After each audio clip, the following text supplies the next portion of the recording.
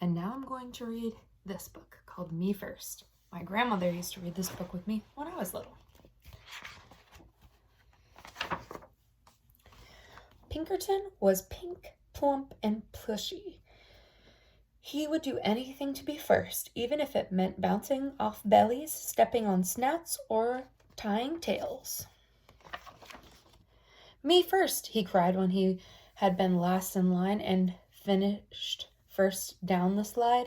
Me first, he cried at story time, settling on his round bottom with his big head right smack in front of the book. And every day in school, Trothateria, me first, rang out, and there was Pinkerton. One Saturday, Pinkerton's Pig Scout troop went on a day trip to the beach. Pinkerton was first on the bus and sat in the front row. He was first off the bus, first in the water, first out of the water, and first into the picnic basket. After lunch, the Pig Scouts decided to go for a hike. Off they went, with Pinkerton leading the line, of course. As the Pig Scouts marched across the sand, they heard a faint voice far in the distance. The voice called out, "Who would care for a sandwich?" Pinkerton pricked up his pointy ears. Care for a sandwich? Oh yes, me first, he thought. He began to trot ahead of the others. Soon he heard the voice again, closer and louder this time. Who would care for a sandwich? Me first, cried Pinkerton. He kicked up the sand and leaving the other Pig Scouts far behind. His imagination almost burst. Peanut butter, jelly, 2 tomatoes, 7 pickles, a slab of cheese, a blob of mayo, a big smear of mustard, all for me first. Who would care for a sandwich? Now at a full gallop, Pinkerton shrieked, "Me first!" Over a sandy hill he flew, and kerplop! He landed face to face with a small creature with a bump on her nose and fur on her toes. "I'm glad to see you," she cackled. "I sure could hear you coming." "Me first, me first, me first. I guess you really would care for a sandwich."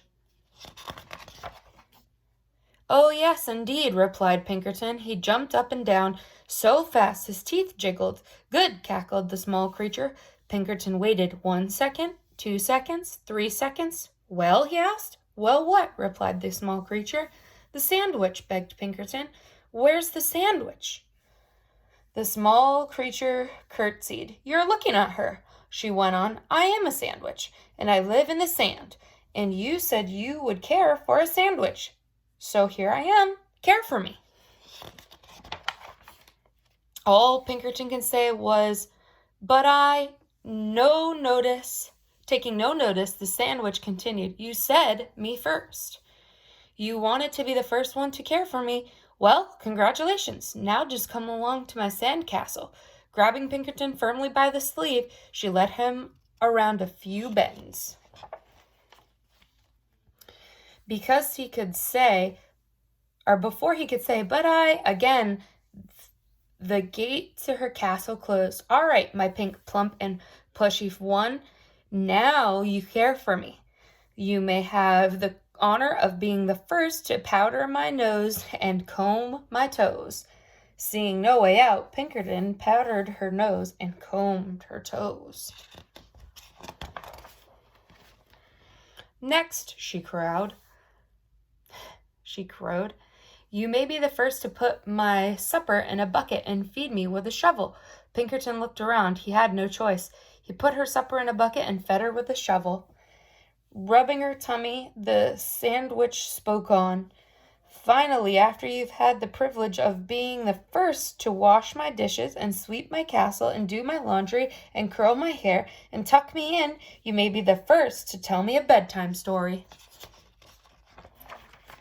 Pinkerton washed the dishes, swept the castle, did the laundry, curled the sandwich's hair, and tucked her in. The sandwich stretched and yawned loudly. "Now the story. I need my story." Pinkerton was so tired he could barely speak. "I don't know any stories," he whimpered.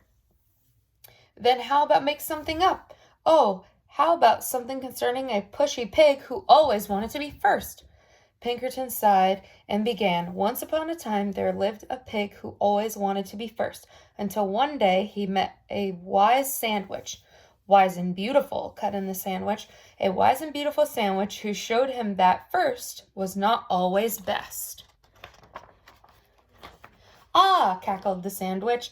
She gave Pinkerton a slow, serious, and meaningful wink. Have you learned something? Oh, yes, yes, yes, said Pinkerton. I promise I have. In that case, thanks for the care. Goodbye, and good luck. She opened the gate, and Pinkerton sped off so fast he didn't even notice the delicious sandwich she held out for him. He was just in time to catch the bus. On he scooted, pink, plump, and glad to be last.